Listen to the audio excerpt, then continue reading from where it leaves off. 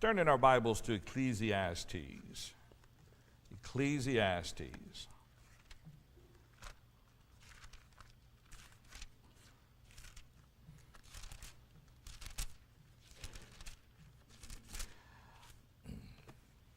It's interesting when you start your life, you're told as a kid that you can do anything you set your mind to, and you can change the world, and you can impact the world, and you can do wonderful things. And so you spend all your life trying to figure out where to put your focus, where to put the proper perspective.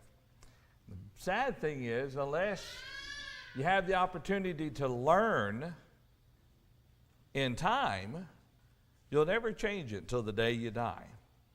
And so what I want to do, we're going to look at Solomon's writings, and we're going to be talking about this evening keeping a proper perspective. And let me explain what I mean by that. One might ask themselves, what is the point to life? When I was about 15 years old, I went to my dad and told my dad, I want to go ahead and get a job. You know what my dad said to me? He says, son, why do you want to work? Once you get started, you'll work for the rest of your life.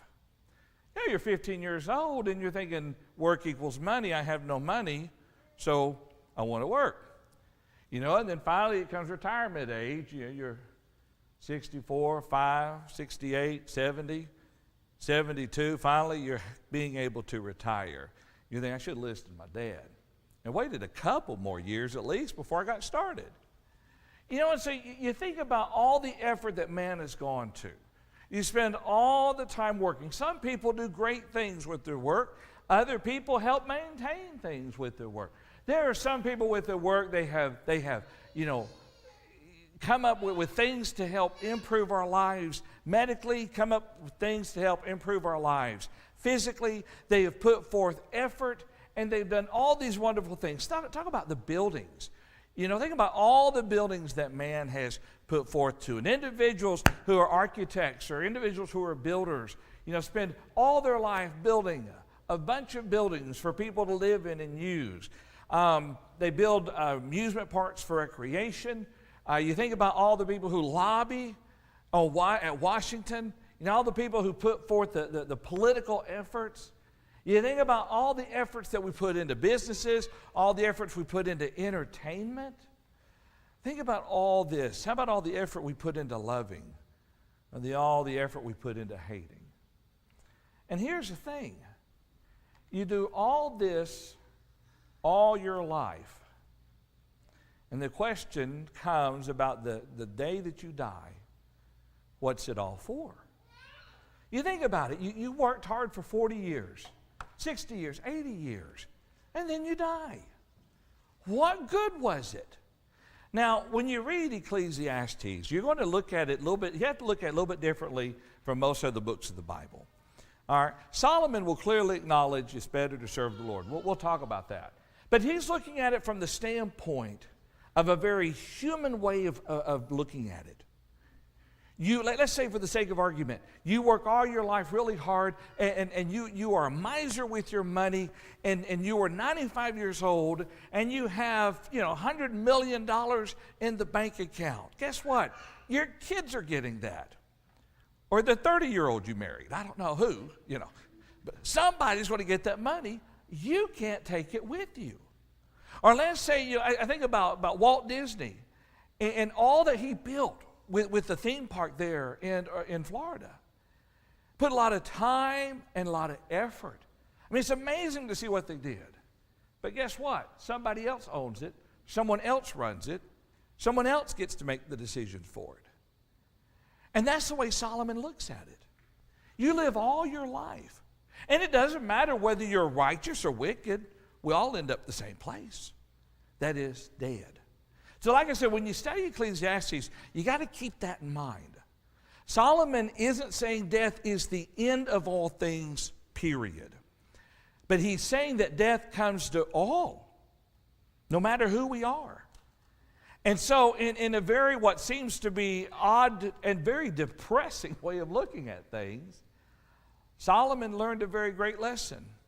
no matter what you do, no matter how rich you are, how poor you are, no matter how much you travel the world, or if you stay in one city, one town all of your life, it doesn't matter if you're from this country or from that country. It doesn't matter if you're a genius or moderately intelligent. None of that matters. Because one day we all die.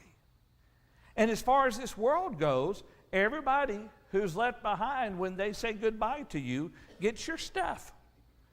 And whatever you built, whatever reputation, whatever you've done, everybody else gets that. And then when they die, they pass it on to somebody else. Now that's kind of depressing, isn't it? But that's the way Solomon looks at it. That's the reality of it. Okay? This is the reality of life, that we have to understand that everything that we put our efforts to is wasted. Okay?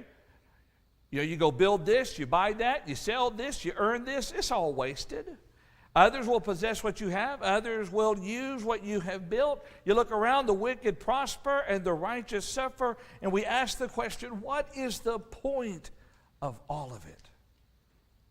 Like I said, it's incredibly depressing when you stop and think about it. But then, Solomon's the one that got this started. So let's go and look at some lessons from Ecclesiastes. And probably the greatest lesson to help put everything in perspective is found in chapter 1, verses 1 and 2, and that is all is vanity. The words of the preacher, the son of David, king of Jerusalem. Vanity of vanities, says the preacher. Vanity of vanities, all is vanity. Maybe that should be the lesson we teach our 5-year-old when they're born, or when they can learn. Or maybe our 10-year-old, or 15-year-old. Everything is vanity. Because when you hit the end of the line, we all go to the same place. We all end up dying. And I'm not talking about heaven or hell being the same place. Death is what Solomon's talking about here. That comes upon everybody. We're not going to take the time to read what we're about to reference here, because there's some other passages I do want to spend time on. But for instance, if you look in chapter 2, you kind of see the overall lesson there that self-indulgence is vanity. Go ahead and be selfish. Do whatever you want to do. It's vanity. It's not going to benefit you one bit when you die. Living wisely. That sounds like a good thing to do, and it is. Except you'll die just like the selfish person. It's vanity. Chapter 2, verses 18 through 26. What about toiling? Getting out there working hard every day. You've heard people talk about your grandfather, your great-grandfather, who worked hard all of his life out there in the field. Solomon says, you know what? It's all vanity.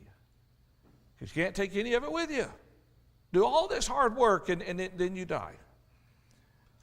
Wealth and honor. Chapter 5, verses 8 through 20. It's all vanity.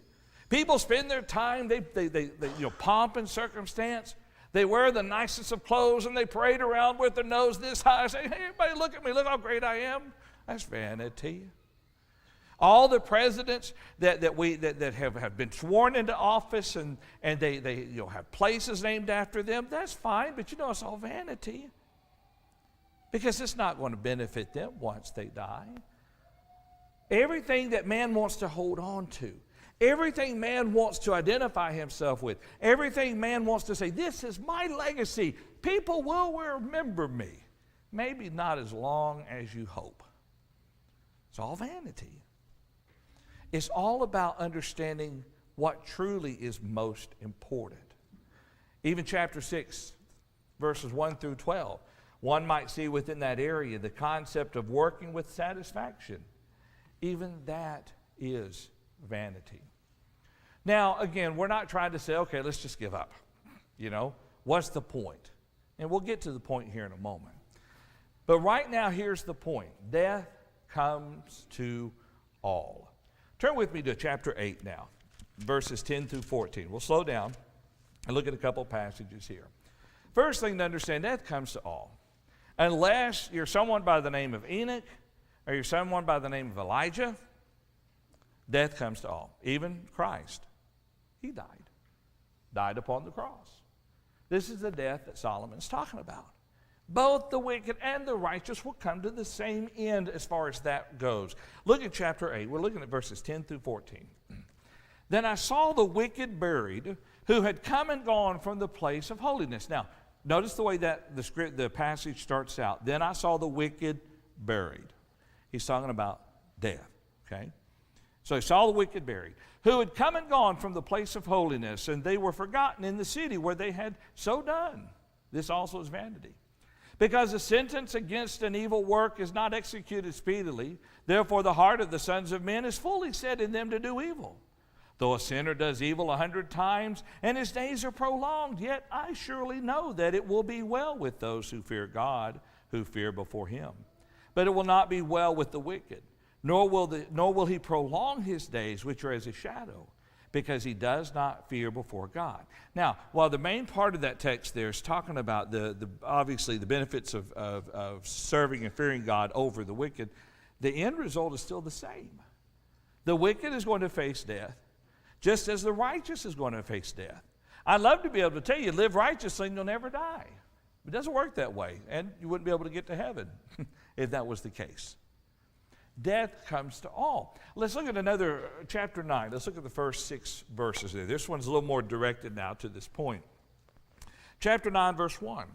He says, "For I consider all this in my heart, so that I could declare it all, that the righteous and the wise and their works are in the hand of God. People know neither love nor hatred by anything they see before them.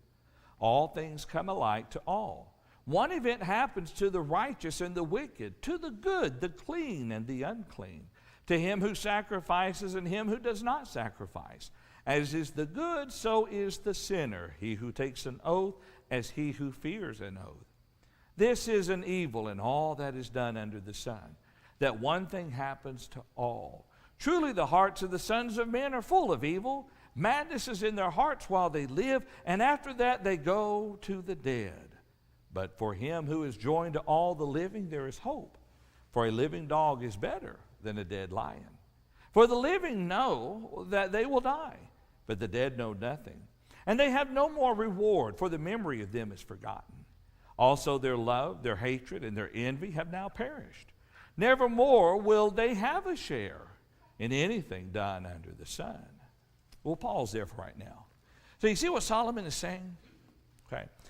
The point that he's making here with this is that we all are going to die, the wicked and the wise. Now, while you're still living, there's hope.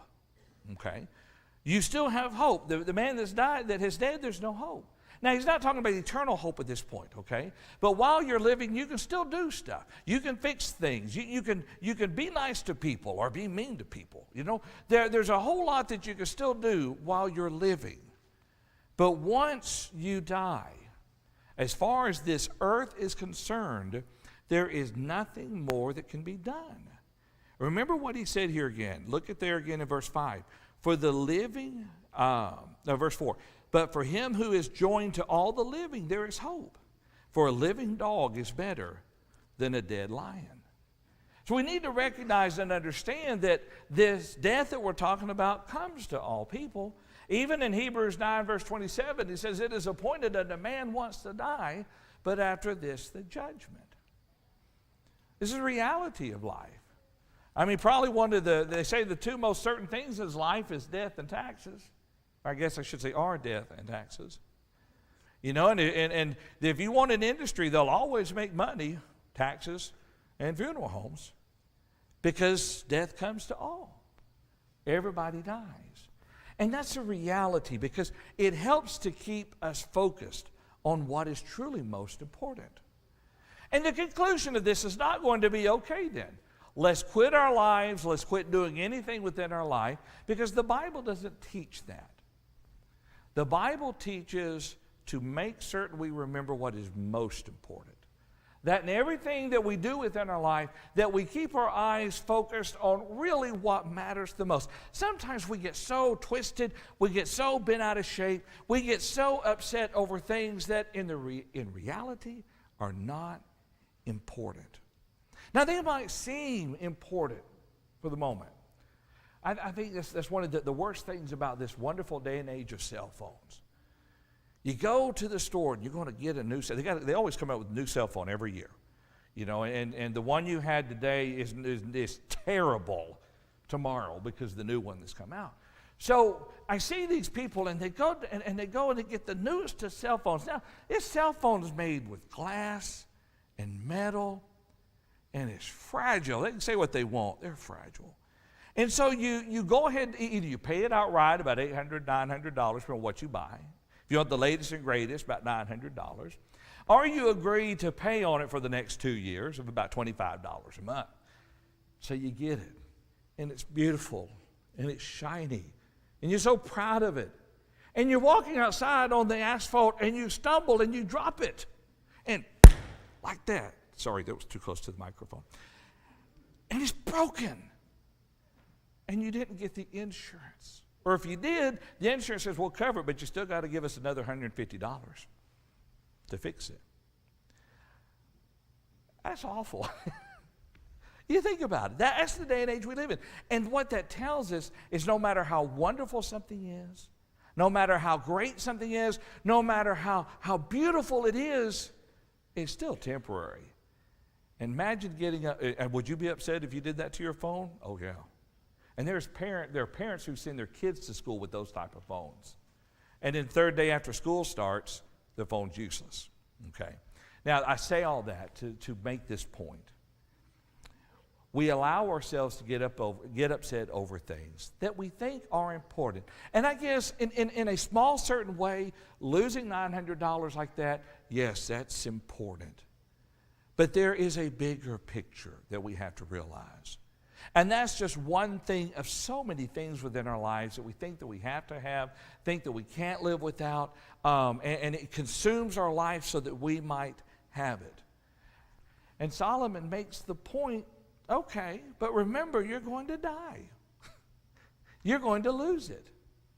And even if they were, like in the old days, make a phone that will last 30 years. We have one in our house. It's the old one that you actually turn the dial on. You remember those? You had to lease it from AT&T a long time ago. It finally broke. Got pulled off and a piece of plastic broke. If my cell phone would last that long, I'd be happy. 40, 50 years like that. The point, though, is that we allow ourselves to become so attached that we lose focus of what really is most important. People will lose their families. Families will be divided. People will lose their souls because of something they think is oh so important. Keep the proper focus because we know at some point we're going to die. So what do you think that the conclusion would be at this point? Knowing that all is vanity and all of it really is not really worth much because we're going to die. What do you think the conclusion Solomon would tell us at this point? Well, some might say, give up. What's the point? Solomon says something different. He basically says, enjoy your life. It's limited, yes. And what you build today will be lived in by someone else tomorrow. What you earn today will be spent by someone else when you die. But the conclusion is to enjoy your life. Now look at chapter 8 of Ecclesiastes, verse 15. So I commended enjoyment, because a man has nothing better under the sun than to eat, drink, and be merry. For this will remain with him in his labor all the days of his life, which God gives him under the sun. Some people appear to have this one special gene that they should identify and called misery. They seem to be forever and eternally miserable. They're miserable with their life. They're miserable with their family. They're miserable with their job. You never hear them say, oh, the sun is out and it's so beautiful today. The sun's out, but it's hot and it'll probably start raining later today. Misery. They say misery loves company. It's hard to buy that. Solomon says, don't live your life this way. Recognize, he says, I commended enjoyment, because a man has nothing better under the sun than to eat, drink, and be merry. For this will remain with him in his labor all the days of his life, which God gives him under the sun. Notice that. All the days of his life that God gives him under the sun. Live your life, eat your food, but enjoy the life that you have. And someone says, my life is miserable. I can't enjoy it. I bet you can. You just need to look a little bit differently. You need to shift your focus to what is truly most important. And then we begin to see that, yes, there is joy there. Look over in chapter 9. Let's talk about this a little further. Chapter 9, let's read verses 7 through 12. We're picking up actually from where we read earlier regarding death coming to all.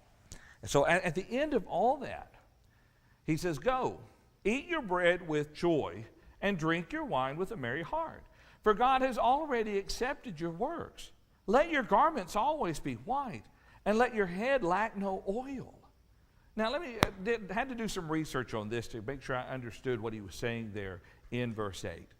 But focus there, verse 7. Eat your bread with joy, drink your wine with a merry heart. God's already accepted your works. What does he mean by let your garments always be white? Over in that part of the world, in that time period, white typically symbolized purity, symbolized joy. You're enjoying your life. And then when it talks about let your head lack no oil, he's not talking about the natural oil that early-headed people have. He's talking about a time period where the oil, and doing as such, the oil and the perfumes represented festivity, represented good times. An enjoyment of life is what he's talking about. Look at verse 9. This is one of the greatest verses for marriages. Live joyfully with the wife whom you love all the days of your vain life, which he has given you under the sun. All your days of vanity, for that is your portion in life, and in the labor which you perform under the sun. You know, some people get married young, some people get married older. So let's say you've been married you get married when you're young, and you're going to be married 75 years. You still, what does he say there in the text? Live joyfully with the wife. Live joyfully with your spouse. You know, one day a time's going to come and your spouse will no longer have you around, or you'll no longer have your spouse around. And the time will come you both will be gone. So live your life joyfully. Continuing there, whatever your hand finds to do, do it with your might. For there is no work or device or knowledge or wisdom in the grave where you are going. Listen, you've only got a limited time here on this earth, and we don't know how long that is. So any job you do, do your best. Any effort you put forth, let it be your best.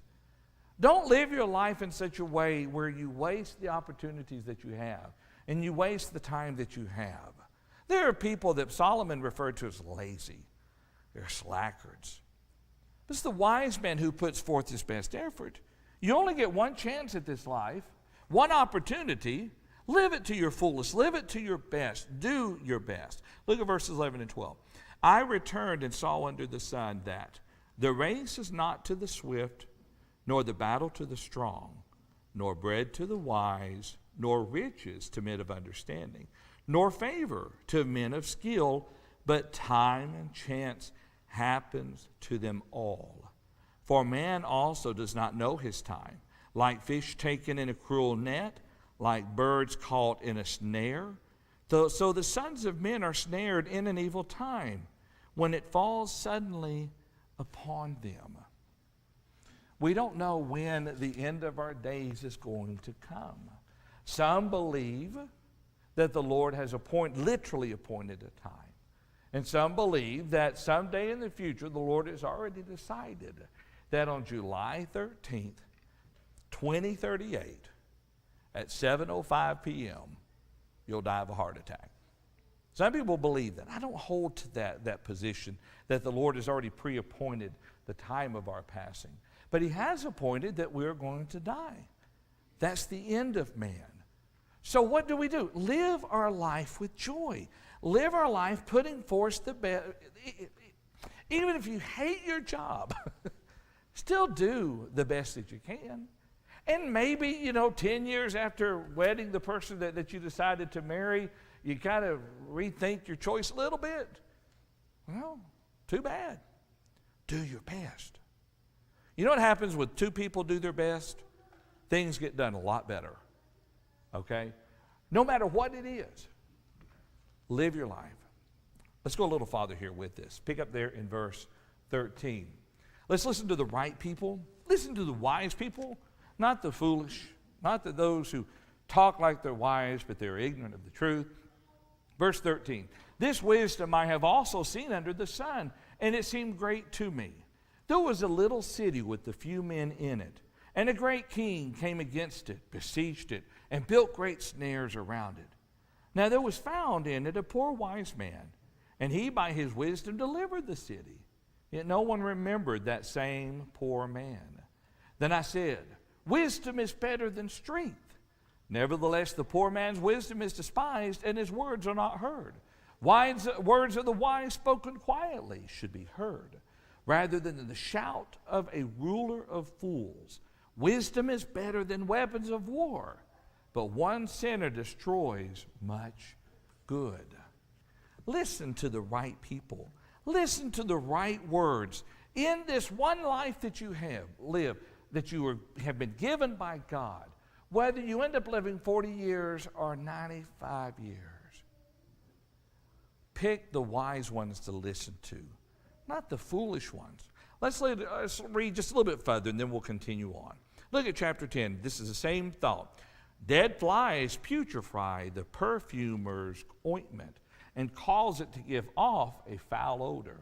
So does a little folly to one respected for wisdom and honor. Notice that. Remember as a kid, how many of y'all remember you don't have to raise your hands, remember the little stink bombs, the little glass vials of liquid that you break, and it was sulfuric, it was really, really bad. Well, that's kind of the analogy here. The dead flies will putrefy the perfumer's ointment, cause it to give off a foul odor. So does a little folly to one respected for wisdom and honor. A wise man's heart is at his right hand, but a fool's heart at his left. Even when a fool walks along the way, he lacks wisdom, and he shows everyone that he is a fool. If the spirit of the ruler rises against you, do not leave your post, for conciliation pacifies great offenses. And he continues throughout this chapter, showing that comparison between listening to the wise versus listening to the fool. Our life can be enjoyable. It can be pleasant. And when I mean pleasant, we're not talking about man's standards. We can be thankful for the life that God has given to us, and we can be thankful for the job that we have done. And we can enjoy our life as long as we let God's standards be the standards that we are trying to live up to. Foolishness says, let man define what is happiness, and if you do, you'll always be unhappy. And look at chapter 11. We're talking about enjoying your life. Be diligent in everything you do, but especially in being compassionate towards others. Notice he says there in verse 1 of Ecclesiastes 11, and scholars differ a little bit on the actual meaning of what Solomon is saying here, but we're going to take it from the standpoint of benevolence, where we show compassion towards others. But he says, cast your bread upon the waters, for you will find it after many days. Give a serving to 7 and also to 8, for you do not know what evil will be on the earth. And kind of the thought by some scholars suggests that he's saying, be willing to help others, because you're not so certain as to when you might be the one who will need help in the time that is evil. If the clouds are full of rain, they empty themselves upon the earth. And if a tree falls to the south or the north, in the place where the tree falls, there it shall lie. He who observes the wind will not sow, and he who regards the clouds will not reap. Then he says in verse 5, as you do not know what is the way of the wind, or how the bones grow in the womb of her who is with child, so you do not know the works of God who makes everything. In the morning sow your seed, and in the evening do not withhold your hand. For you do not know which will prosper, either this or that, or whether both alike will be good. Truly the light is sweet, and it is pleasant for the eyes to behold the sun. But if a man lives many years and rejoices in them all, yet let him remember the days of darkness, for they will be many. All that is coming is vanity. Then he says, rejoice, O young man, in your youth, and let your heart cheer you in the days of your youth. Walk in the ways of your heart and in the sight of your eyes. But know that for all these God will bring you into judgment. Therefore remove sorrow from your heart, put away evil from your flesh, for childhood and youth are vanity. So we need to make certain that we recognize the world is going to continue to turn. And we have one responsibility: live our life. Keep the proper perspective, though, in living our lives. We need to recognize the importance of serving our Heavenly Father. Well, if you take the time and look at chapters 3, 5, and 8, you'll see a series of verses. And we've already read chapter 8, 10 through 13 earlier. Let's turn real quick to chapter 3, verses 9 through 15. Solomon is not advocating a life where you don't serve God. You know, let's eat, drink, and be merry, for tomorrow we die. I mean, yes, that is what he said, but oftentimes that is misquoted and used to authorize things that are ungodly. All throughout this, godliness is expected of God's people. For instance, as a quick example, chapter 3, beginning of verse 9. What profit has the worker from that in which he labors? I've seen the God-given task with which the sons of men are to be occupied. He has made everything beautiful in its time. Also, he has put eternity in their hearts, except that no one can find out the work that God does from beginning to end. I know that nothing is better for them than to rejoice and to do good in their lives, and also that every man should eat and drink and enjoy the good of all his labor. It is the gift of God. I know that whatever God does, it shall be forever. Nothing can be added to it, nothing taken away from it. God does it, that men should fear before him. That which is has already been, and what is to be has already been. And God requires an account of what is past. And then over in chapter 5, 1 through 7, it's the same idea of obedience unto God. Knowing that one day we're going to have to stand before the judgment seat of God. So let's live our lives. Let's enjoy our lives. But we enjoy it by keeping the proper perspective. What does he say in chapter 12, verses 1 through 14? Note there with me. And we're not going to take the time to read all of this, but in chapter 12, he basically prepares us, beginning in verse 1 and going down through verse 8, to understand, and very simple way of putting it, we all grow old. That's just going to happen, okay? Each day you get older. It's hard to believe the other day that I was 30. It's hard to believe there was a time when I was 19 and 20 saying I do. It's hard to believe. I remember as a kid looking at my mom and dad's wedding pictures and thinking, boy, it was so long ago. I pull out our wedding pictures, and they were so long ago. I mean, that much time, and that's nothing compared to some others. The amount of time spent together. So this does happen. So remember your Creator in the days of your youth, before the difficult day comes and the years draw near. When you say, young people, listen, now's the time. Put forth, you will not have the same amount of effort to serve God, the same amount of energies that you have today. And you're going to wish you did when you get older. And each day as you get older, it'll be a little bit less, a little bit less. So serve the Lord with all your might today. Serve the Lord while you can possibly do it. And you'll serve Him the rest of your life. But while you are young, this is the time to step forward. He says in verse 6, remember your Creator before the silver cord is loosed, or the golden bowl is broken, or the pitcher shattered at the fountain, or the wheel broken at the well. Then the dust will return to the earth as it was, and the spirit will return to God who gave it. Vanity of vanity, says the preacher, all is vanity. So what do? We fear God. We keep His commandments. That's what that's what he says here. He pulls all of this to a conclusion. He had pondered and set out and set forth all these many proverbs. And so verse 11 says, the words of the wise are like goads, and the words of scholars are like well-driven nails given by one shepherd. And further, my son, be admonished by these. Of making many books there is no end, and much studies wearisome to the flesh. Let us hear the conclusion of the whole matter. Fear God and keep His commandments, for this is man's all. For God will bring every work into judgment, including every secret thing, whether good or evil. That's the conclusion. So now, knowing this, live your life best that you can. Work hard. In everything that you do, put forth your best effort. Love your family. You're going to have them for one time period, and that's in this life. Love them as much as you possibly can, for as long as you can. And be kind to others. That seems to be the point that Solomon is making here.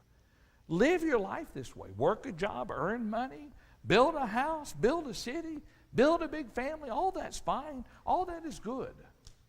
Or don't build those things. Just do your best. But above all, in your whole life, fear God and keep His commandments, you'll find then that you can make the most out of your life. And when the days come that you are looking at the door of death, just on the other side of the next moment, they're not going to be regrets. People talk about regrets when they hit the end of their life. Things that they didn't do, decisions they didn't make, things that they should have done but they were too cautious to do. Listen, for the child of God, when you are lying that moment away from death, if you have a cognitive thought in your mind, there should be no regret. Because what have you done? You set out to fear God and keep His commandments, and you lived your life the best that you could. You didn't shirk your responsibilities. You didn't forsake your family. You didn't turn away from helping those who are in need. You served God all the days of your life. If you messed up, you corrected it. You made things once again right with God. That's the way we keep a proper perspective in this life. So if you're not a Christian, there's a lot of things that demand your attention, but the greatest demand for your attention is the salvation of your soul. Listen to God. Listen to His Word. And we can help show you from the Scriptures what you need to do to have your sins washed away by the blood of the Lamb. If you are a Christian and you've not been living faithfully, why? Why forsake the life that God has given? Why throw away the opportunities of serving Him? The good thing is, remember, while you're living, there's still hope. What did He say? A live dog is better than a dead lion. While you have life within your body, there's time to repent. There's time to come back. There's time to say, okay, that's enough. I'm going to get back on the right path tonight. Keep the proper perspective. If you're subject to the gospel's call and invitation, come forward now as we stand and as we sing.